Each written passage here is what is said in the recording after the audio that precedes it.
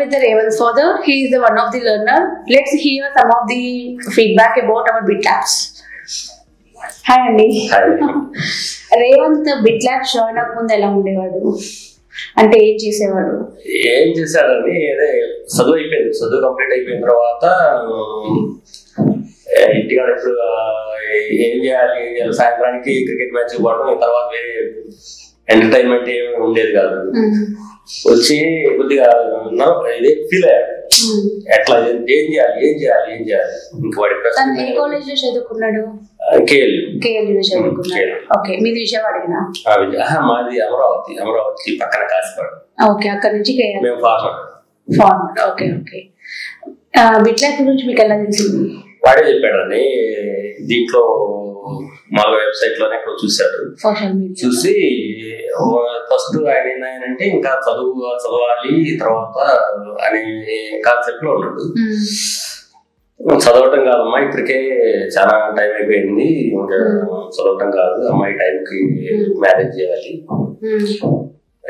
చదవటం కాదు, ఏదైనా సరే సెటిల్ కావాలి, ఇప్పటికే 20 లక్షలు అయిపోయింది కేఎల్ఏలో, పెట్టే స్తోమత అయితే మాకు ఆడలేదు, అట్లా సరిగ్గా లేవు అని కొద్ది కన్విన్స్ చేశాను.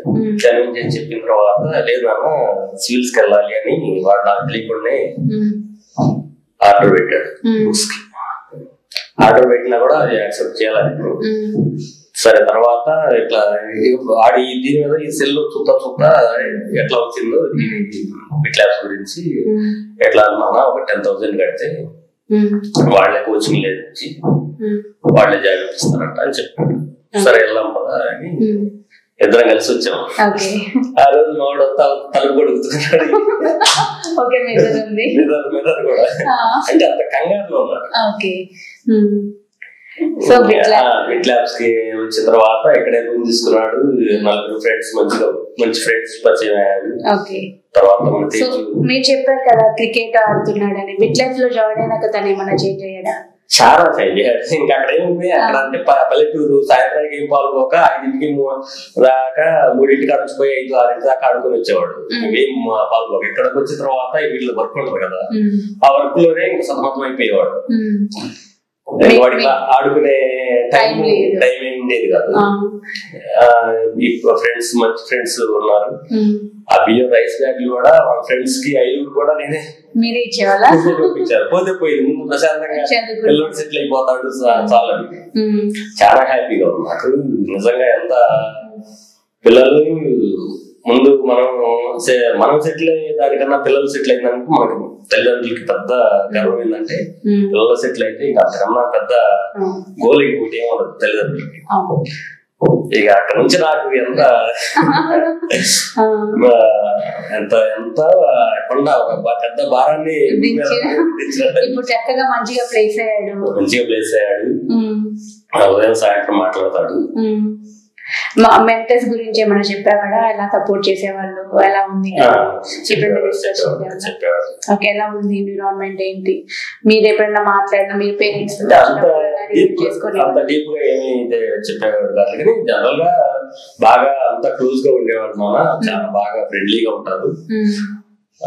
పోతే అన్ని ఇంత చిన్న ప్రాబ్లం కైనా బాగా తీసుకొని చెప్తారు అని చెప్పేవాడు. Okay okay. ఇప్పుడు మీ అబ్బాయి జాబ్ వచ్చింది కదా, ఇప్పుడు తన హ్యాపీనెస్ ఎలా ఉంది? చాలా హ్యాపీగా ఉంది. అదే మీరు ఎవరికైనా సజెస్ట్ చేయాలి అనుకుంటే బిట్ ల్యాబ్స్ సజెస్ట్ చేస్తారు. వాళ్ళకి ఏం చెప్పాలనుకుంటున్నారు బిట్ ల్యాబ్స్ గురించి?